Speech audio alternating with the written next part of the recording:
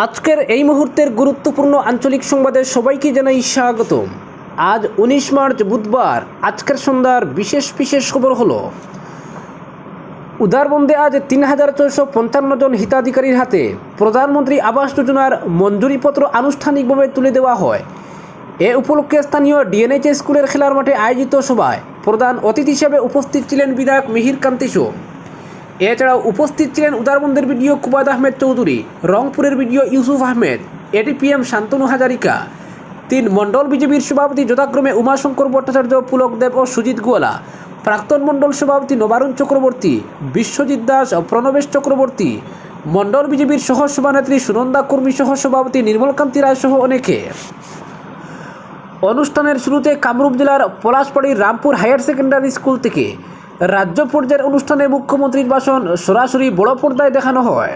মুখ্যমন্ত্রীর ভাষণের পর উদারবন্দ বিধানসভা নির্বাচন কেন্দ্রের সব জিপির একজন করে হিতাধিকারীর হাতে মঞ্জুরিপত্র তুলে দেন বিধায়ক মিহির সহ উপস্থিত অন্যান্যরা। বাকিরা মাঠায় অস্থায়ীভাবে নির্মিত জিপি ভিত্তিক কাউন্টার থেকে মঞ্জুরিপত্র সংগ্রহ করেছেন। যারা বুধবার নিতে পারেননি তারা বৃহস্পতি ও শুক্রবার মঞ্জুরিপত্র সংগ্রহ করতে পারবেন। পরবর্তী খবর, সুনাইয়েও আজ বন্টন করা হলো প্রধানমন্ত্রী আবাস যোজনার ঘরের হিতাধিকারীদের অনুমোদনপত্র। আজ দক্ষিণ কৃষ্ণপুরে এক বিশাল অনুষ্ঠানের মাধ্যমে প্রথমে কেন্দ্রীয়ভাবে মুখ্যমন্ত্রী হিমন্ত বিশ্ব শর্মার অনুষ্ঠান লাইভ সম্প্রচার করা হয়। এরপর সুনাই বিধানসভার আওতাধীন বাঁশখান্দি ও সুনাই উন্নয়ন খণ্ডের অন্তর্গত ৫,৪৩৭ জন পিএমওয়াই প্রকল্পের সুবিধাভোগীদের মধ্যে আনুষ্ঠানিকভাবে অনুমোদনপত্র বন্টন করেন অনুষ্ঠানের অতিথিরা। আয়োজিত অনুষ্ঠানে মুখ্য অতিথি হিসেবে উপস্থিত থেকে মণিপুরি ডেভেলপমেন্ট কাউন্সিলের চেয়ারপারসন রীনা সিংহ তার বক্তব্যে সরকারের কাজকর্মের প্রশংসা করেন। পিএমওয়াই ঘরের দিকে নিয়ে আলোচনা করে বক্তব্য রাখেন সম্মানিত অতিথি কাছাড় জেলা পরিষদের মুখ্য কার্যনির্বাহী আধিকারিক প্রণব কুমার বরা। পরবর্তী খবর, শিলচর পুর নিগম নির্বাচন নিয়ে ফের নতুন সময়ের ঘোষণা দিয়ে গেলেন হিমন্ত বিশ্ব শর্মা। সাংবাদিকদের প্রশ্নের জবাবে মুখ্যমন্ত্রী বলেন, চলতি বছরের সেপ্টেম্বর মাসে হবে নিগম নির্বাচন। এর আগে মুখ্যমন্ত্রী বলেছিলেন রাজ্যে মাধ্যমিক ও উচ্চ মাধ্যমিক পরীক্ষার পরই পঞ্চায়েত নির্বাচনের দিনক্ষণ ঘোষণা করা হবে। পঞ্চায়েতের পরপরই দিন ঘোষণা হবে শিলচর পুর নিগম নির্বাচনেরও। হিমন্ত বিশ্ব শর্মার ওই মন্তব্যের পর এপ্রিল মে মাসে নিগম নির্বাচন হয়ে যেতে পারে বলেও চর্চা শুরু হয়েছিল শহরে। এমনকি রাজনৈতিক দলগুলির মধ্যেও দেখা গিয়েছিল তৎপরতা।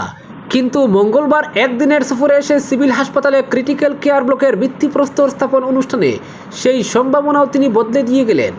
সাংবাদিকদের প্রশ্নের জবাবে মুখ্যমন্ত্রী বলেন, সেপ্টেম্বর মাসেই হবে নিগম নির্বাচন। শিলচরে এসে এদিন সতীন্দ্র মোহন দেব সিভিল হাসপাতালে 50 শয্যার ক্রিটিক্যাল কেয়ার ব্লকের ভিত্তিপ্রস্তর স্থাপন করেন হিমন্ত বিশ্ব। একই অনুষ্ঠানে ভার্চুয়ালি রিমোট টিপে শিলচর সার্কিট হাউসেরও ভিত্তিপ্রস্তর স্থাপন করেন তিনি। পরে সাংবাদিকদের মুখ্যমন্ত্রী বলেন, শিলচরের প্রস্তাবিত ফ্লাইওভারের টেন্ডার প্রক্রিয়া আগামী 2 মাসের মধ্যেই সম্পন্ন করা হবে। এরপরই ভিত্তিপ্রস্তর স্থাপন করা হবে ফ্লাইওভারের। তিনি বলেন, প্রথম পর্যায়ে হবে ক্যাপিটাল থেকে চিত্তরঞ্জন অ্যাভিনিউ পর্যন্ত, এরই টেন্ডারের কাজে হাত দেওয়া হচ্ছে। পরবর্তীতে হবে রামনগর আইএসপিটি থেকে ট্রাঙ্ক রোড পর্যন্ত দ্বিতীয় ফ্লাইওভার। হিমন্ত বিশ্ব এদিন বলেন, সিভিল হাসপাতালে 24 কোটি টাকা গড়ে উঠবে ক্রিটিক্যাল কেয়ার ব্লক। 6,350 বর্গফুট জায়গা জুড়ে তৈরি হবে হাসপাতাল 5 তলা ভবনটি। গ্রাউন্ড ফ্লোরে নিরাপত্তারক্ষী ও ফায়ার সার্ভিসের ব্যবস্থা থাকবে। 2 তলায় থাকবে আইসোলেশন ওয়ার্ড ও ওয়েটিং হল।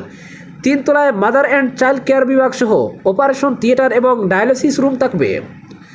4 তলায় 4 শয্যার শিশু চিকিৎসা ওয়ার্ড এবং 12 শয্যার জেনারেল ওয়ার্ড থাকবে। ক্রিটিক্যাল কেয়ারের কিছু পরিষেবা থাকবে 5 তলায়। এদিকে সিভিল হাসপাতালের অনুষ্ঠানের বক্তৃতায় শিলচর শহরকে এদিন নগর বলে সম্বোধন করেন মুখ্যমন্ত্রী। তিনি বলেন, শিলচরের মানুষ যদি সহায়তা চালিয়ে যান তাহলে যানজট সমস্যার সমাধানে আমরা ফ্লাইওভার নির্মাণের কাজও আরম্ভ করব। ইতিমধ্যে ফ্লাইওভার তৈরির প্রক্রিয়া চূড়ান্ত পর্যায়ে নিয়ে যাওয়া হয়েছে। মুখ্যমন্ত্রী আরও বলেন, বরাক উপত্যকার ছোট বড় বিভিন্ন সমস্যার সমাধান এবং উন্নয়ন পরিকল্পনা গ্রহণে বরাক উপত্যকা উন্নয়ন বিভাগকে বাজেটে 105 কোটি টাকা দেওয়া হয়েছে। আমাদের বিশ্বাস এই অর্থকে কাজে লাগিয়ে বরাকে বহু কাজ হবে।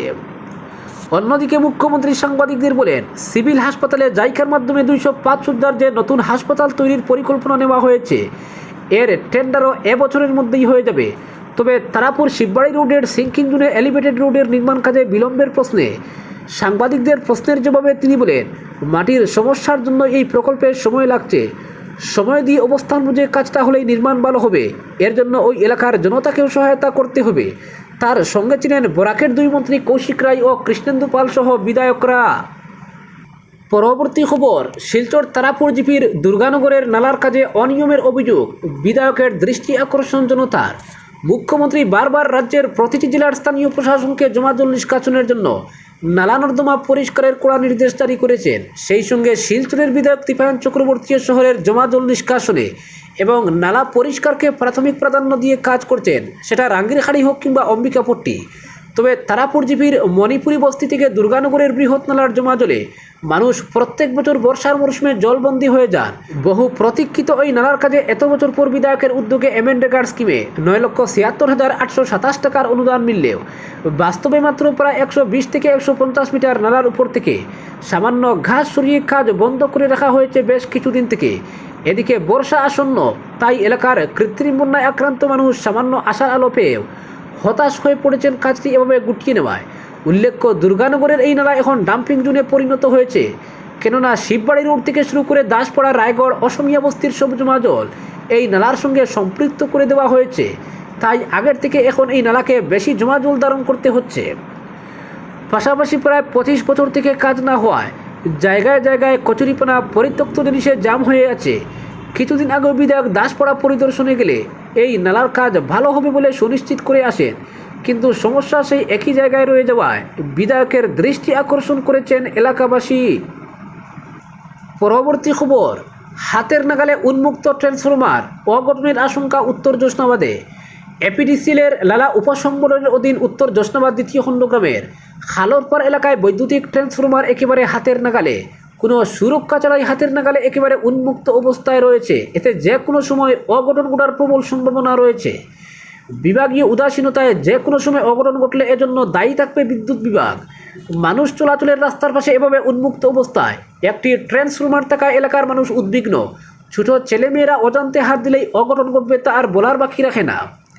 শুধু উত্তর জোসনাবাদ গ্রাম নয়, এভাবে বিভিন্ন এলাকায় হাতের নাগালে বৈদ্যুতিক ট্রান্সফরমার প্রায়ই দেখা যায়। অবিলম্বে এভাবে উন্মুক্ত অবস্থা থাকা ট্রান্সফরমারগুলোতে বেড়া লাগানোর আর্জি জানিয়েছেন এলাকাবাসী। পরবর্তী খবর, লক্ষ্মীচরণ রোডের বিপর্যস্ত রাস্তা ও নিকাশি ব্যবস্থায় নাজেহাল নাগরিক জীবন, আন্দোলনের হুমকি। শহরে থেকেও মনে হচ্ছে কোনো পিঠপুরা গ্রামে বসবাস করছে, এ মন্তব্য শহরের 1 নং ও 8 নং ওয়ার্ডের নাগরিকদের। শ্রীভূমি লক্ষ্মীচরণ রোডের বাসিন্দাদের যন্ত্রণার সীমা নেই। লক্ষ্মীবাজার ও লক্ষ্মীচরণ রোডের তিনকোনা মসজিদ থেকে নয়াবাড়ি কালভার্ট পর্যন্ত 1 নং ও 8 নং ওয়ার্ডের রাস্তার যে শোচনীয় অবস্থা, তা দেখে বোঝা মুশকিল যে এটা শহরের রাস্তা। তিনকোনা মসজিদ থেকে 2 নং মসজিদ পর্যন্ত রাস্তা এবার সিমেন্টের ব্লক বসানো, কিন্তু সামান্য বৃষ্টিতে ব্লকের পর হাঁটু জল হয়ে যায়। এলাকার জমাজল নিষ্কাশনের ড্রেনগুলো বৃষ্টির জল ধারণের ক্ষমতা হারিয়ে ফেলে নোংরা ও কর্দমাক্ত জল রাস্তার দখল নিয়ে যায়, আর এতে নানা ধরনের চর্মরোগ সহ জলবাহিত বিভিন্ন রোগে নাগরিকরা আক্রান্ত হচ্ছেন। আর 2 নং মসজিদ থেকে নয়াবাড়ি কালভার্ট পর্যন্ত প্রায় 450 মিটার রাস্তার কাজ গত 6 মাস থেকে স্তব্ধ থাকায় ভোগান্তির সীমা নেই। এলাকার স্থানীয় 1 নং ওয়ার্ড কমিশনার পম্পা মালাকার, 8 নং ওয়ার্ড কমিশনার জয়শ্রী চক্রবর্তী সহ এলাকার অসংখ্য নাগরিকের উদ্যোগে স্থানীয় এক ভবনে নাগরিক সভার আয়োজন করা হয়। এতে বরিষ্ঠ নাগরিক পি.কে. রায়ের পৌরোহিত্যে সভায় এই 450 মিটার রাস্তার কাজ বন্ধ থাকায় ক্ষোভ প্রকাশ করা হয়। সভায় বিভিন্ন বক্তা ক্ষোভের সঙ্গে জানান, বিধায়ক কমলাক্ষ দে পুরকায়স্থের তৎপরতায় বিগত দুর্গাপূজার আগে মুখ্যমন্ত্রীর নাগরিক পথিপথ নির্মাণ আঁচনি প্রকল্পের অধীনে রাস্তা পাকা করার লক্ষ্যে সিমেন্টের ব্লক বসানোর জন্য রাস্তার কাজ আরম্ভ হয়। কিন্তু দুর্ভাগ্যবশত 6 মাস অতিক্রান্ত হলেও এই 450 মিটার রাস্তার কাজ হয়নি। রাস্তার কাজ দেখানোর নামে ঠিকাদার সংস্থা শুধু সেন্টি পাথরের প্রলেপের পর লাল মাটি দিয়ে দায়সারাভাবে কাজ অসম্পূর্ণ অবস্থায় রেখে দিয়েছে। সভায় উপস্থিত নাগরিকদের অভিযোগ, শহরে থেকেও সারাদিন ঘরের দরজা জানালা বন্ধ করে রাখতে বাধ্য হচ্ছেন। শ্বাসকষ্ট জাতীয় বিভিন্ন ধরনের রোগে আক্রান্ত হচ্ছেন। রাস্তার এই দুরবস্থার জন্য এদিন সভায় উপস্থিত সদস্যদের অনুমতিক্রমে সভা থেকে বিধায়ক কমলাক্ষ দে পুরকায়স্থ, ভারতীয় জনতা পার্টির প্রাক্তন সভাপতি সুব্রত ভট্টাচার্য ও পিডব্লিউডির এক্সিকিউটিভ ইঞ্জিনিয়ারের সঙ্গে ফোনে যোগাযোগ করে রাস্তার এই বেহাল অবস্থা সম্পর্কে অবহিত করা হয়। সভায় ক্ষোভ প্রকাশ করে অনেকেই বলেন, সীমান্ত শহর হওয়া সুবাদে যতটা সুযোগ সুবিধা পাওয়ার ছিল তা থেকে বঞ্চিত হচ্ছেন নাগরিকরা। পৌরসভাকে কাড়ি কাড়ি টাকার ট্যাক্স দিলেও ন্যূনতম সুযোগ সুবিধাটুকু পাচ্ছেন না। বর্ষার মরশুম পুরোদমে শুরু হওয়ার আগে যদি নালা নর্দমা আবর্জনা মুক্ত করা না হয়, তবে বর্ষার সময় শহর কৃত্রিম বন্যার রূপ নেবে বলে সভায় মত প্রকাশ করা হয়। এছাড়াও সবার সর্বসম্মতিক্রমে সিদ্ধান্ত নেওয়া হয় যে যদি এই চলতি মাসের মধ্যে রাস্তার সংস্কার না হয় তবে তারা গণতান্ত্রিকভাবে আন্দোলন করতেও পিছপা হবেন না। আর চলতি মাসের মধ্যে রাস্তার যদি কাজ শুরু না হয় তবে 1 এপ্রিল জেলা কমিশনারের মাধ্যমে মুখ্যমন্ত্রী হিমন্ত বিশ্ব শর্মা ও কেন্দ্রীয় নগর উন্নয়ন মন্ত্রকের কাছে রাস্তা সংস্কার না করার বিষয়ে স্মারকপত্র প্রদান করা হবে বলে সিদ্ধান্ত হয়। আজকের বিশেষ সংবাদ এখানেই সমাপ্ত।